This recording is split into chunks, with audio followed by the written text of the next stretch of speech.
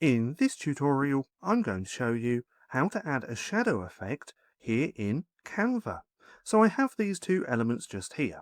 I have a graphic and an image. Now we can add shadow effects to elements, graphics, images, but we can't actually add them to shapes. So if we come over to elements and see these shapes just here, the shadow effects do not work on these. So just please keep that in mind as well. But to use a shadow effect is pretty simple. We're going to click onto the graphic or image that we want to add the effect to.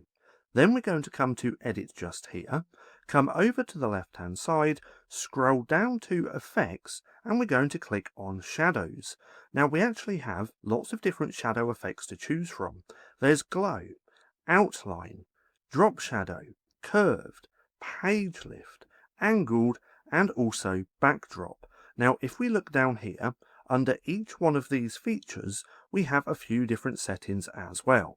Now, for this example, let's use a drop shadow. And if we scroll down, we can change the color of this by clicking on this black circle. Then we can input a hex code color that we want to use, or we can also play around with this color palette. Now, for this example, I'm going to keep this black. Now, we can also play around with the intensity of this, making it very dark or less dark. Let's go higher with this, because if you want it more intense, you then want to play around with the blur amount, just to make it a little bit more blurred, just like that. Now we can play around with the angle of this drop shadow as well, just like that, and also the distance. Now let's keep that one there. Now let's add a shadow effect to this image. So we click onto the image, we come to Edit, then we come to Shadows, and then we can choose one of these. Now let's go with the angled, because with this one, we can play around with the rotation of this shadow effect, just like that. We can also change the color, play with the intensity, and then also the blur amount as well, just like that.